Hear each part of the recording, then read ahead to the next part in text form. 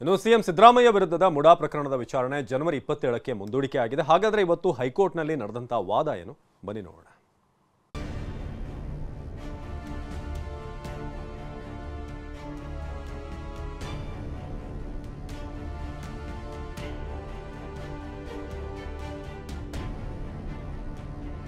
ಜನವರಿ 27ಕ್ಕೆ MUDA case CBI ತನಿಖಾ ಭವಿಷ್ಯ. ಕುರ್ಚಿ ಕದನದ ಮಧ್ಯೆ ಸಿದ್ದರಾಮಯ್ಯಗೆ ಹೊಸ ಟೆನ್ಷನ್. ಸಿಎಂ ಸಿದ್ದರಾಮಯ್ಯ ವಿರುದ್ಧದ ಮೂಡಾ ಪ್ರಕರಣದ ತನಿಖೆಯನ್ನ ಸಿಬಿಐಗೆ ವಹಿಸಬೇಕು ಅಂತ ದೂರುದಾರ ಸ್ನೇಹಮಯಿ ಕೃಷ್ಣ ಹೈಕೋರ್ಟ್ನ ರಿಟ್ ಅರ್ಜಿ ಸಲ್ಲಿಸಿದ್ದಾರೆ.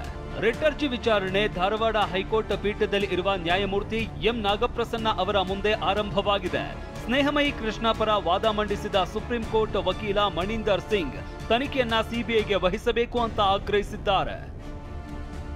ತನಿಖೆ ನಿಷ್ಪಕ್ಷಪಾತವಾಗಿ ಜನರಲ್ಲಿ ವಿಶ್ವಾಸ ಮೂಡಿಸುವಂತಿರಬೇಕು. ಲೋಕಾಯುಕ್ತ ಪೊಲೀಸರಿಂದ ನಿಷ್ಪಕ್ಷಪಾತ ತನಿಖೆ ಕಷ್ಟ. 56 ಕೋಟಿ ಮೌಲ್ಯದ 14 ಸೈಟ್ ಪಡೆದುಕೊಂಡು ಮಿಂಚಿನ ವೇಗದಲ್ಲಿ ಹಿಂತಿರುಗಿಸಿದ್ದಾರೆ. ಈ ಮೂಲಕ ಅಪರಾಧವನ್ನು ಒಪ್ಪಿಕೊಂಡಿದ್ದಾರೆ. ಸರ್ಕಾರ ಸೈಟ್ ವಾಪಸ್ಗೆ ಅವಕಾಶ ಮಾಡಿಕೊಟ್ಟು ಆರೋಪಿಗಳನ್ನು ರಕ್ಷಿಸಲು ನಿಂತಿದೆ. ಅಲ್ಲಿಯವರೆಗೆ ಲೋಕಾಯುಕ್ತ ಪೊಲೀಸರು ಸಿಎಂ ಸಿದ್ದರಾಮಯ್ಯಗೆ ನೋಟಿಸ್ ನೀಡಿ ವಿಚಾರಣೆಗೆ ಒಳಪಡಿಸಿಲ್ಲ.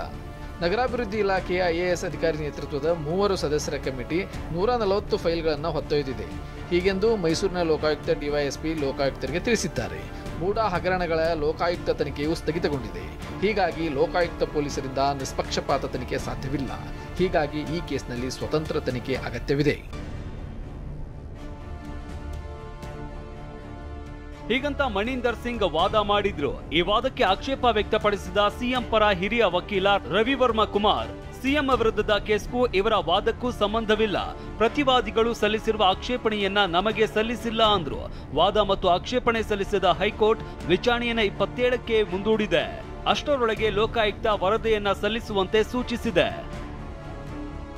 ರಮೇಶ್, ಟಿವಿ9 ಬೆಂಗಳೂರು.